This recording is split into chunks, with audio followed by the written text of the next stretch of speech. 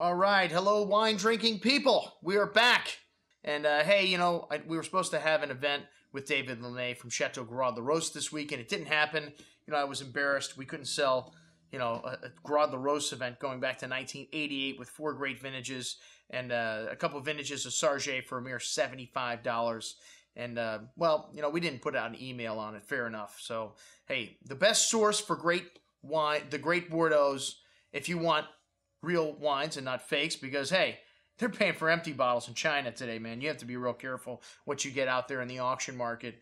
But the best source is from the Chateau, and that's also the most expensive source. So hey, don't shoot the messenger when you look at the prices on these wines. I know they're expensive, but hey, these are coming right from the source. They're not fakes. And hey, Gruaud Larose isn't a wine that's being counterfeited. Let's be real. They're not buying every wine made in Bordeaux in China. This is something that Dave and I talked about because, this is a hot topic right now in the world of wine, what's going on in the Far East. And yes, they are focusing on this market. And yes, this is the reason why a lot of the top-level chateaus are continuing to be able to raise their price. Because, hey, think about it. 3 billion people or whatever there is over there. Man, if even a small percentage of them start to drink wine, we're in big trouble, man. All right? But don't worry about it. They haven't caught on to Chateau Gruaud Larose yet. But, hey, this is one of the most, to me, one of the best, most attractively priced wines in Bordeaux. We sold the 2009 futures for like $59 or $69. And for a classified growth, for one that, hey, we went back to 1928 last year, and the 28 was still fabulous. The 57, a vintage that's not considered a great vintage, was still fabulous. And, hey, everything that we had was really nice. And Dave was nice enough to stop by with Florence and taste me on the wines we were going to taste with all of you. And let me just tell you, the Sarge Gruaud Larose, a wonderful little wine. And they make about 70% of the production, Sarge. They didn't classify the vineyards in Bordeaux. They classified the chateau. So they could make all the production in the first wine if they wanted to. But in Bordeaux, these people have got morals, man.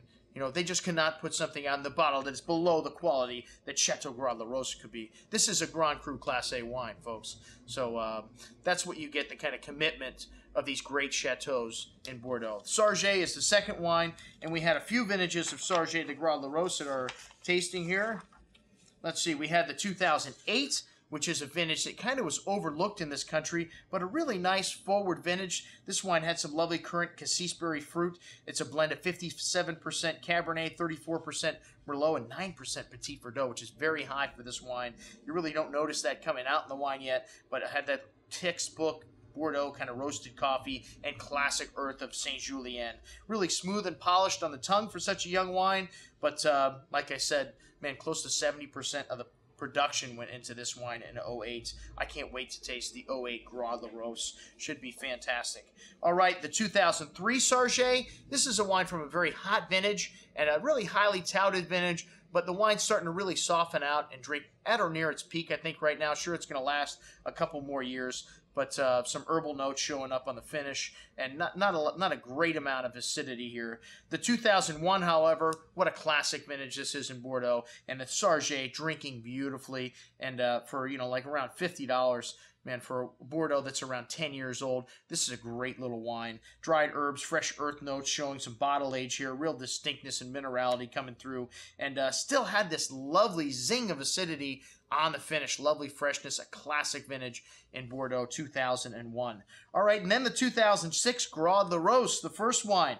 This wine's got lovely richness on the tongue and a really nice vintage to drink young. 2006 was not considered a great vintage in Bordeaux. It's considered very good by most everybody, but a lot of really nice values coming out of 2006.